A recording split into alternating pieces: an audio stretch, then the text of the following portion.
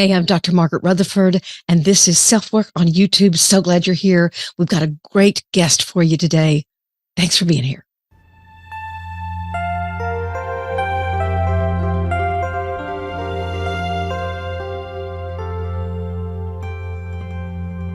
Katherine, I was reading your book, and I will tell you that I think you're one of the most eloquent writers that I've ever interviewed. And I've interviewed a bunch. So Wow, thank you so much. the way you use language, the way you approach ideas, and the way you get them across is really, it makes the book not only very compelling, but it's just a pleasure to read. It's very evocative, and I just so enjoyed the way you think and the way you put things. So the process of the book was really good, I thought. Thank you. That is so flattering. I will take that. Thank you so Well, good. much. So tell SelfWork listeners a little bit about you, who you are, how you get, how you got to be an author, all that kind of thing. Sure. So my name's Katherine Morgan Shafler. I live in New York City and I'm a psychotherapist. And I think I always secretly wanted to write, but it was never in the forefront of my mind because I really do love being a therapist, and my private practice was the soul of my work and still is. But I just noticed so many patterns, as I know you have, because I've read your book as well, which is also fantastic. I was hooked on that intro story, which is every therapist's worst nightmare of Natalie and everything. Anyway, I digress. So, when it is your job to listen to the most intimate pieces of someone's life, unfiltered, uncut, and totally honest, that there's something special and sacred about that. And you kind of have your pulse on the zeitgeist in the way that other professions don't necessarily allow. And for me, recognizing patterns across so many clinical settings, across so many demographics, culturally, socioeconomically, and in all these kinds of ways, really compelled me to contain it somewhere. Hence the book. So I wrote The Perfectionist Guide to Losing Control, A Path to Peace and Power, because I noticed universal. That's my cue to show it. Yeah. Yes. So I really noticed universal patterns around perfectionism that we are not talking about in commercial wellness. And not only are we not talking about them, we are talking about perfectionism like we fully understand it, like we know what it is. And, it's agreed upon in the research world that we're in the infancy of understanding this construct, and that we don't even have a formal clinical definition for so much of this stuff. And that really— Notice you call it an innate natural human tendency is what you call it in the book. Yeah. I thought that was interesting. Yeah. I think that it is natural and innate, and natural does not mean immediately healthy. Like anger is also natural. That doesn't mean that anger is always healthy, but it also doesn't mean that it's not, that there aren't wonderful expressions of that impulse within us. And that if we can just harness our natural, innate human impulses, instead of trying to eradicate them and get rid of them, which doesn't work, it will never work. I'm glad it will never work because perfectionism is so powerful. Anger is such a powerful tool. All these things that we think are bad, they're not bad. They're powerful. Yes. And they can be used in that way. Of course, I was thinking about my own writing and research and work when I was reading your book. And I really loved the juxtaposition of what your focus was and what my focus was, which your focus is much more to look at the beauty of perfectionism and celebrate it in many ways, and yet also look for when it's becoming something that, like you said, all the 5 different types have their pros and their cons. There are Right. things that are great about them, and then there's things that are a little more vulnerable about them. Whereas my work is more talking about trauma and perfectionism and how that can, how perfectionism can at times, certainly not all the time, be a camouflage of some kind, something that someone learns how to do in order to cope with the trauma that they have. So Mhm. anyway, enough about that. But I so enjoyed looking at this other side of it. And how did you come up with the 5 different categories? I mean, is that something just observation, clinical observation? Yes. Well, first, let me say, I really resonate with what you just said because my first job in this profession was working in residential treatment with kids in LA who had been severely abused and neglected, so much so that they were no longer even in foster care because their family of origin had in some way not been fit to parent. And then they were abused and neglected in foster care. And then they became what was called wards of the state. Yes. And I saw so much perfectionism, maladaptive perfectionism, of just shape shifting, of being around an adult and immediately trying to assess, okay, who do they want me to be? Who does this grown up want me to be? How do I best be whatever they need me to be right in this moment to stay safe? Yeah, it's like a supervisor told me once, if you go into someone's home or you meet a family, always pay attention to the child that is quiet in the corner. Yeah, I put that in my book too. I had similar advice from my supervisor who said, really specifically, pay attention to the children who are behaving perfectly. Mhm. And I think that's a common adage in training and therapy because, kids have natural frenetic energy so often, and they're a little bit all over the place, and that's a good thing. But when they are trying to manage so much, they, fade themselves out. But to return to your original question, I came up with the 5 types because I was really trying to understand a phenomenon that I was noticing, which was, I worked on site at Google. I had a private practice on Wall Street. I worked in a rehab in Brooklyn in You've all been these busy. different, You've been really busy. settings. And I was able to take a client from my rehab and a client from my private practice on Wall Street and see that they were both going to respond similarly to a certain situation. And those kinds of things started happening all the time. And I'm like, what is the tie that binds this? Sure. And I Love it. thought for a moment, like, is it attachment theory? Is it this? Is it that? What is happening? And how come I can predict with reasonable reliability how people are going to respond to Mhm. certain, stimulus? And that's where the 5 types came from. I said, oh, it's perfectionism that is manifesting here. And it manifests in a patterned way. Mhm.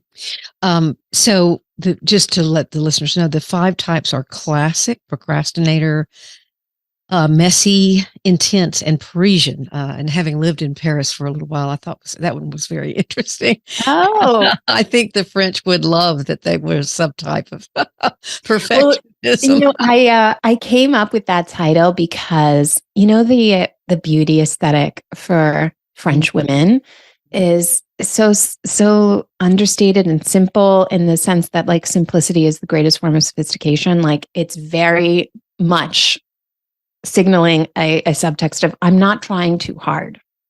And the Parisian perfectionist really is embarrassed about other people knowing how much they care about something.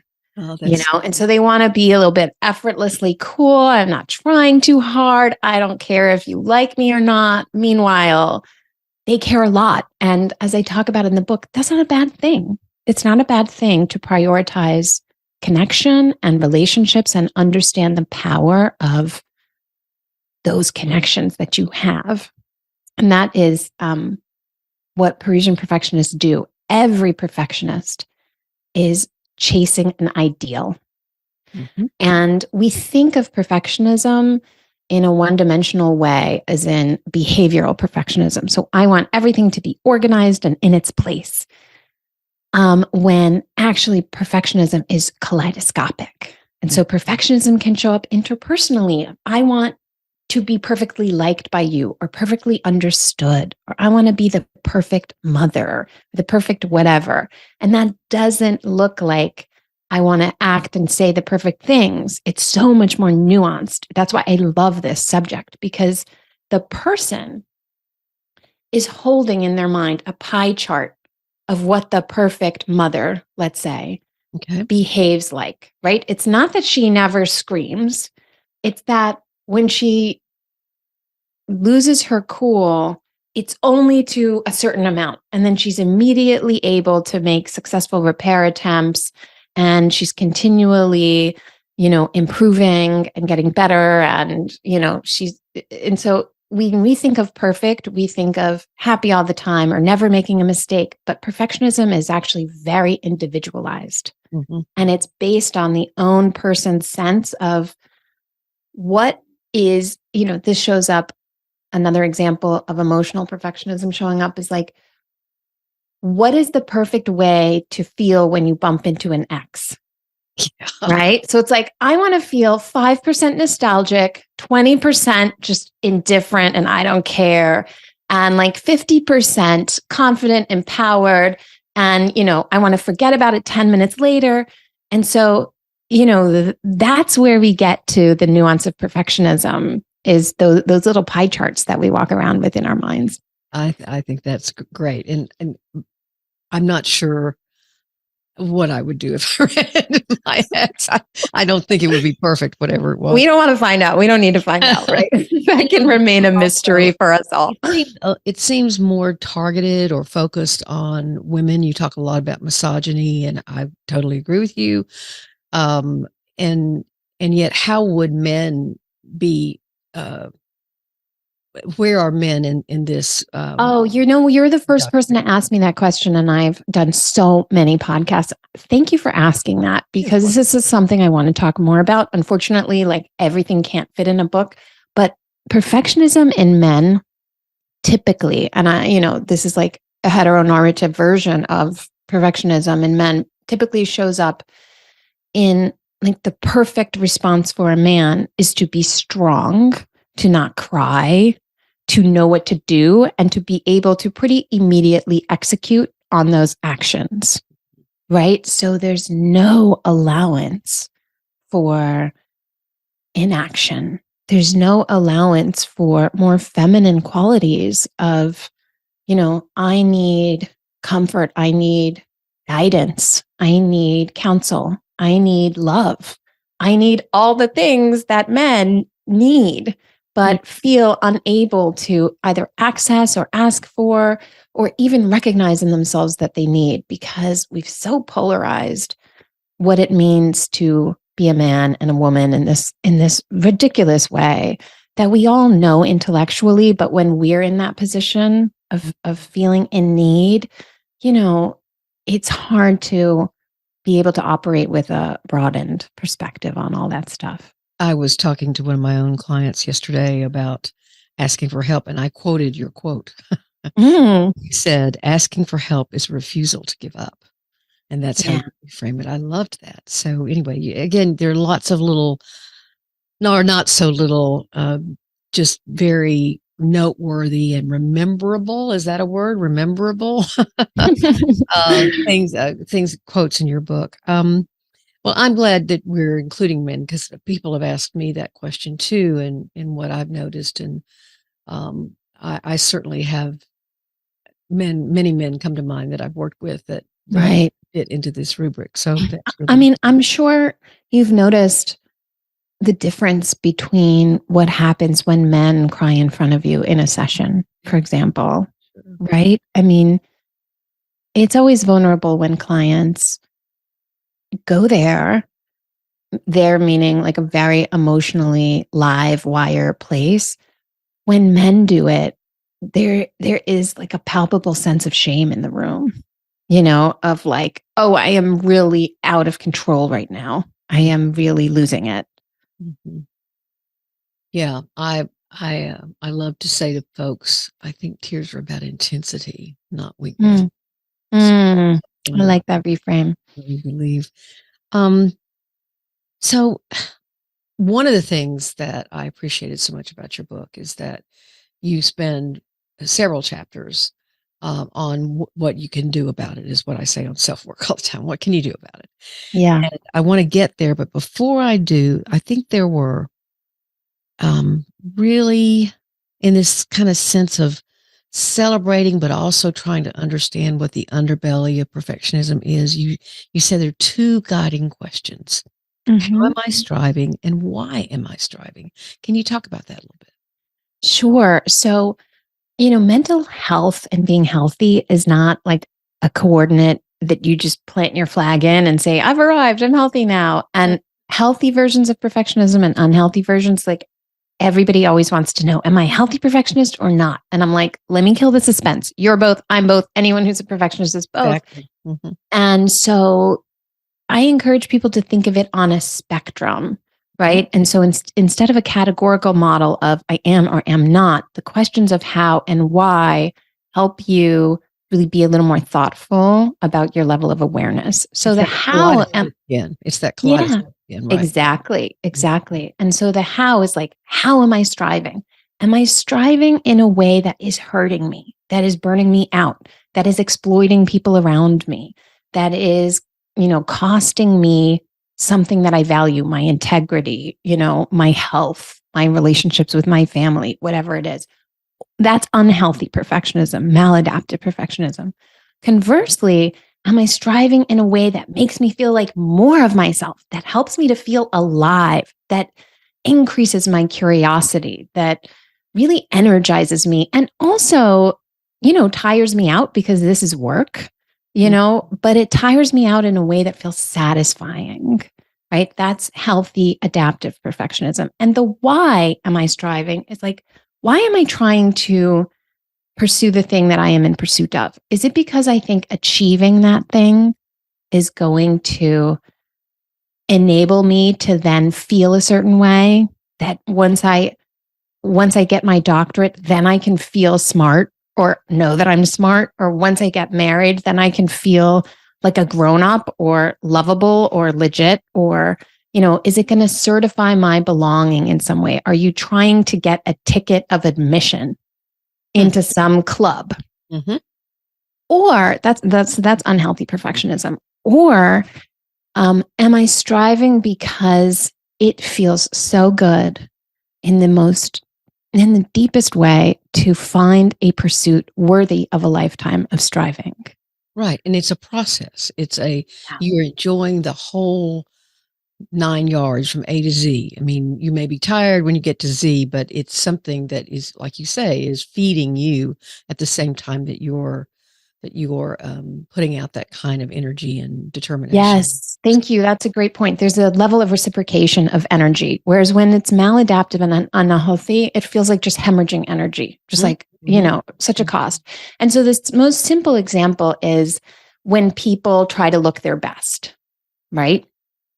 Healthy perfectionists might some perfectionists don't really care about the way that they present.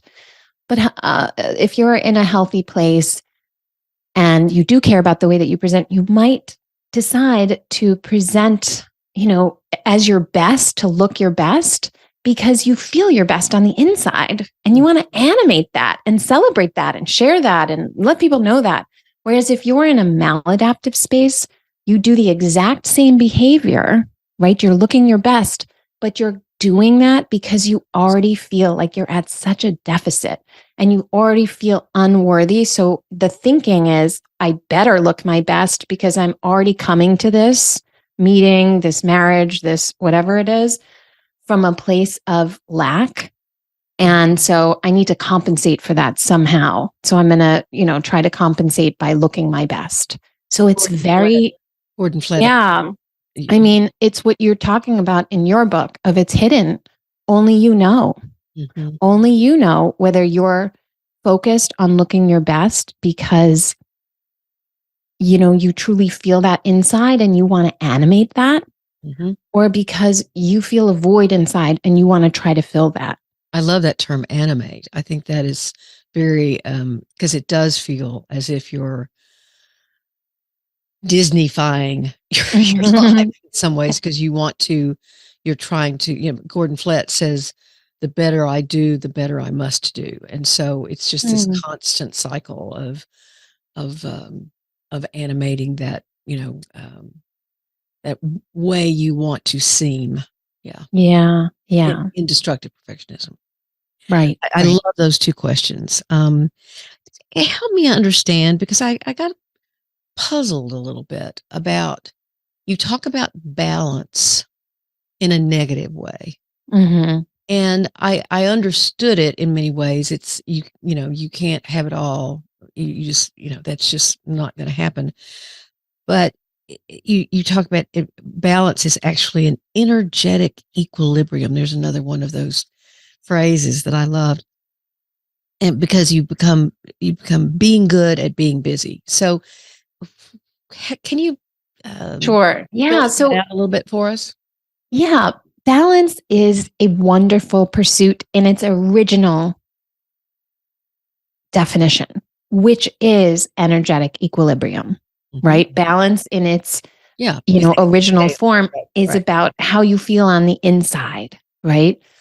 Balance, as we talk about it in commercial wellness, has become about being good at being busy. And so we've really lost the inside of what balance means, and we're operating with a shell casing. Yeah, I think that's And an excellent point. yeah. And so, the people that are genuinely have found the sweet spot of their energetic equilibrium on the outside, they look like the opposite of balanced. They're not able to juggle any task you throw at them, and they're not, perfectly moving through their day with all of the, it's not about that. And so that section was about the implicit sort of wild goose chase that we spend women on, which is, what your problem is? You're not balanced enough. Yeah. Let me help you to be balanced. Do this, say this mantra in the morning, and buy this like Instapot so that you can make quinoa. And, get this app that's going to help you to learn French, because balanced people are really cultured and travel enough and all this stuff. And it's like, it just becomes another achievement. Now I must achieve balance. yeah. And, I talk about it in the book, like when we were all young girls, we were told that the story that a prince was going to come and rescue us, right? And that if we just make the most out of being trapped or kidnapped or, being an orphan or whatever travesty that we're in, and do what is good and virtuous, then one day the prince will come and save us, and we will live, as this story goes, happily ever after. And now, as adult women, we are being sold that same exact story. And the prince has been replaced by this idea of balance that is so superficial. It's not real, and it never arrives. It's like balance is always, after the holidays, I'll find balance. Oh, this is such a stressful week at work. I can't wait till Saturday. I'm gonna, I'm gonna get level set on Saturday. And then it's always in the future, and it never comes. And we don't notice that it never comes, because as women, we are too busy blaming ourselves for its delay. And it is not our fault. The reason that it never comes, is because this fake notion of balance is not real. It's just an idea. It's not real. Yeah, it's a really intriguing thought. And I think it certainly, I'm glad you said it and brought it up in the conversation in your book, because I think it's something that maybe people, as you say, have swallowed I used the term commercial a few minutes ago, this commercial version of balance. And, you see people meditating on commercials, and, making sure they take their, all their medicine, because another medicine is going to fix that. Right. So, medicine and yoga pants, the right outfit. Right. And a quick vodka martini, perhaps. Oh, that too. Sure. You said there are 10 changes in thinking that you can have, and then 10 changes in your behaviors. So I would love for you to just pick one of those, maybe that you don't get to talk about very much. I Mm-hmm. just wrote a few of them down. Counterfactual thinking, maintenance and is triumph, difficulty versus challenge. And what? I can't read my own handwriting. The getting connected, simple isn't easy, which I loved that one. Mm. And then some of the behaviors are restoration, reframe, explain and express, do less than do more. Those are just a few that I wrote down. But what do you not get to talk about that you'd like to Um, talk about? oh, thank you for that. So I think strike when the iron is cold I is one of my love favorite strategies. yeah. It's a phrase that comes from the Dr. Irvin Yalom, who is, a celebrated psychologist and writer. And the idea here is that the best time to address a conflict or something that is really challenging to you is not when the iron is hot. It's not in the moment that you're in the conflict. Right. It's when the conflict and you have some distance between themselves. So the strategy that, the way I applied it in the book is like the best time to work on your maladaptive perfectionism is when it's not showing up for Yes. you. It's Yeah. when you're in a great space, because when you're in a healthy space, that's when you feel most solutions oriented. That's when you feel confident enough to ask for help. That's when you feel, that you have the most energy to maybe set or adjust a routine such that you are able to encounter, your deepest self every day, or your goals, or whatever it is that if you're anything like me, can lose sight of really easily. I have to remind myself of like my basic values every day, just because otherwise we get so distracted. And so striking when the iron is cold applied outside of managing perfectionism might look like, let's say you and your partner have a real hot button issue going on. Mhm. The time to talk about that is when you are feeling very connected to that person. And when you and that person are laughing, you're having a good time, you feel safe together. And that's when you want to say, listen, I've been thinking about something that I'd like to have a conversation about. It's important to me. Do you have time Mhm. and energy to listen to that right now? Or are you up for that right now? Mhm. And the person will probably be able to receive that versus, let's just say, for argument's sake, the issue is one person comes home late and they don't say that they're coming home late, and the other person feels dismissed and disrespected and blah blah blah. Okay, so striking when the iron is hot would look like noticing it's 7 o'clock. My partner said they would be home at 6:45. Oh, 15 minutes. You're building resentment. You're pissed. You're just having an argument in your head. And then 7:12 rolls by and your partner comes home and you're just like, why didn't you tell me? We have talked about this. I want to talk about this right now. You either respect me or you don't. And you just engage in this very unproductive back and forth, which creates immediate defensiveness. Nobody feels really safe. Nobody feels open. There's such a tiny, if not invisible, or not even invisible, but just like doesn't exist opportunity for solution in those moments. You're just doing damage control at that point. Sure, of course. Strike when the iron is cold. That's a great, great way of putting it, and I've never heard it before. So that's another one that will stick with me. I have a sneaking suspicion. And then again, some of your behavioral suggestions are also really, really good. Which one do you not get to talk about?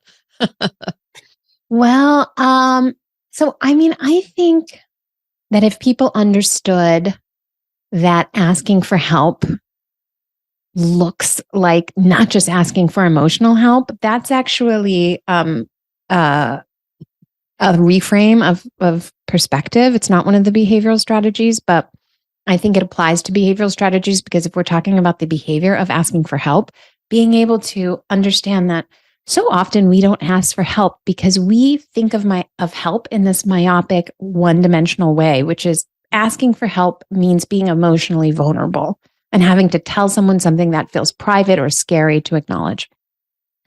An emotional help is one version of help. I identify 6 in the book. There are many more. And so other versions of help include informational help, Mhm. right? So if you just started a business and you are really stressed out with the mechanics of filing your taxes under, this a new PLLC as opposed to the way you've always filed your taxes in life, you are stressed and you need help. And understanding, wait a minute, I don't need necessarily a therapy session about this. I need to talk to an accountant and ask them Yes. 2 specific questions. I need informational help.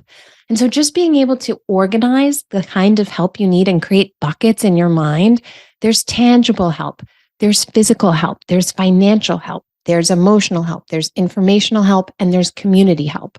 And again, that's just the intro class, right? There are all different kinds of help. And so asking for help doesn't have to look like bearing your soul to somebody, No. I'm thinking, laughing to myself about this past weekend. I'm short. I'm like 5'3", and I am too. oh, and I was at the grocery store, and the thing I wanted, creme fraiche, was way at the top, and I was standing there and trying to hold on, and I thought, I'm just not going to ask for help, and I knocked the shelf off. It all came tumbling down, and Oh, man. oh, why didn't I just ask for help? So Yeah, I know. There are so many moments where we don't ask for help for no good reason. And then there are other moments when we don't ask for help for reasons that we think are good, but other people, I was just talking about this to a friend where it's like, you don't ask for help because you think you're burdening someone, mhm. when actually asking for help is an invitation to connect and let people show up for you. And it also gives other people license to ask for help from you, Love to be asked for help. I love Yeah, to be asked for help. It's like, oh, you see me as someone that can help you. That's very flattering to me. So I right. mean, a lot of people do. So, well, the book's title is again "The Perfectionist's Guide to Losing Control: A Path to Peace and Power" by Katherine Morgan Shafler. And I'm also curious, and I saw that one of your certifications was from the Association for Spirituality and Psychotherapy in New York. But your afterword is very interesting. hmm Um, Yeah, I put that in the last second because I was scared to put it in because I was like, it has God in it, yeah, it has God. God language. And I was really raised not religiously. And so to me, but I've always believed in God. Mhm. Um, and it felt like a really intellectual book. And it also felt incomplete without that afterwards. So I just snuck it in there. Loved it. I thought, wow, this is really revealing another part of her. So Yeah. it was, and the way you feel about that kind of connection, how you feel about connection. Yeah, well, I'll tell you where that came from. I remember being in my apartment before I even had a book proposal and just having a ton of index cards because I'm old school and I like to write stuff on index cards and lay them out to organize my thoughts. And I was like, what is this book going to be about? What is it not going to be about? How am I going to structure it? And I just had that, I call it in the afterword a waking dream. I was sitting there and I just saw what I wrote in the afterword. And it was just like a 10-second thing. And I was like, that is the spine of the book. Hmm. And when I finished the book, something about it didn't feel complete. And it was not including that little, half a page afterward. And then I put it in and I felt such a peace in heart and mind. And I really love that part too. So thank you for Of sharing course. that. Well, if for SelfWork listeners who are going to actually pick this book up, which I would highly recommend, I'm not going to spoil it by reading it because I think it's just very, oh gosh, it evoked curiosity, it evoked gentleness. I don't know. It was very interesting that you would, and I felt like you were letting us in a little bit to who you are and what makes you tick. So that was really a beautiful thing to write. Thank you. Anything else that you would like for us to hear about you or about your work? Well, the book is a conversation starter. And I think we all could talk about this in so many different directions and ways. And I continue the conversation on my site, which is katherinemorganshafler.com. And you can find me on Instagram at katherinemorganshafler.com. And I just want to thank you for having me on. This has been such a thoughtful conversation. And I also want to thank you. I have your book here. Oh, and wow. I want to thank you for laying the groundwork. You and so many other practitioners, Dr. Brene Brown comes to mind, Flett and Hewitt, obviously, all these people that really cemented how perfectionism can go wrong. And how much we need to be mindful of that and understand that we need bumper lanes on this thing, or else we are going to crash. And, the crash for perfectionism is very serious. And I talk about those serious risks in the book. And the reason that I was able to write a book about a sort of broader perspective was because the part about how maladaptive perfectionism can go wrong was so clearly laid out. And so I appreciate that.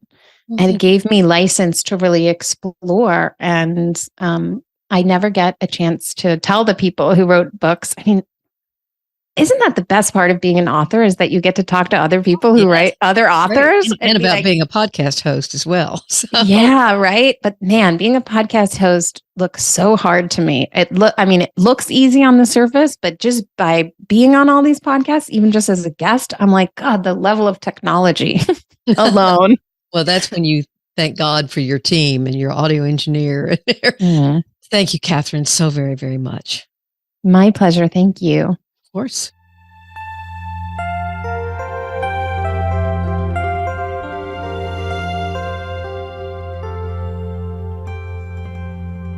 We're so glad you were here today. You can find SelfWork anywhere you listen to podcasts, and we'll be back with something for YouTube soon. Take care. Bye for now.